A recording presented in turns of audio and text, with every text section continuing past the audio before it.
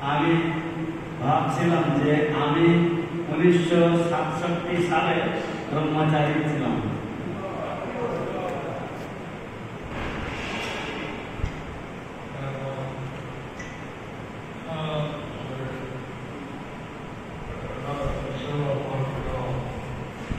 এবং এটা ছিল মন্ট্রিয়াল মন্দির।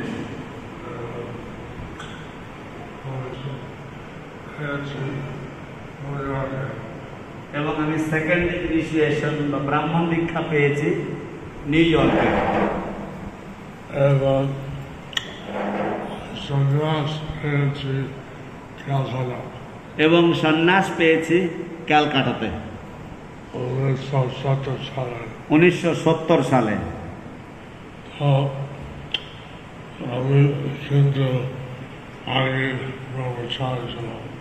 তো আমি কিন্তু আগে ব্রহ্মচারী ছিলাম। গরিব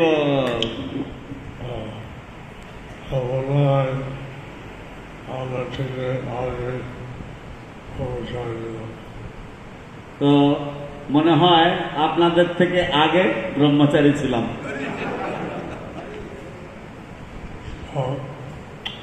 আজকে ব্রহ্মচারী ওরা বিশেষ অনুষ্ঠান হচ্ছে ভগবানের। তো আজকে এই ব্রহ্মচারী আমরা বিশেষ অনুষ্ঠান করছি ছিল প্রভুপাদের।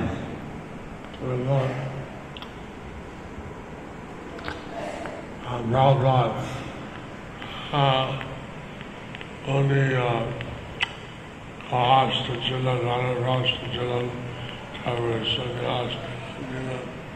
ছিল প্রভুপাদ, উনি গৃহস্থ ছিলেন, তারপরে বানপ্রস্থ ছিলেন এবং তারপরে সন্ন্যাসী হয়েছিলেন। এবং তিনি যে সার্বজনীতে চৈতন্য আন্দোলন প্রচার করেন। এবং তিনি যে সারা পৃথিবীতে চৈতন্য মহাপ্রভুর আন্দোলন প্রচার করলেন।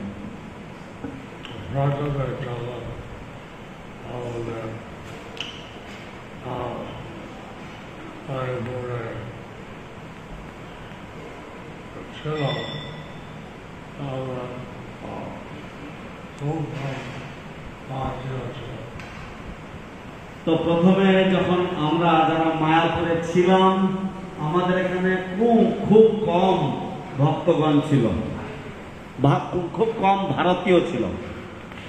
এবং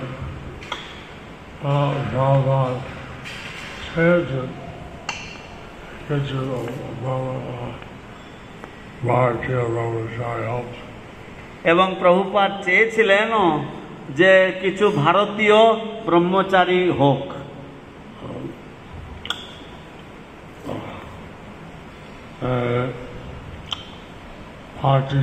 Swami Subhash Swami আমাদের ভারতীয় ছিলেন। তো ছিল ভক্তিচারু স্বামী এবং সুভাষ স্বামী, তারা ভাগ নিয়েছিলেন, তারা ভারতীয় ছিলেন।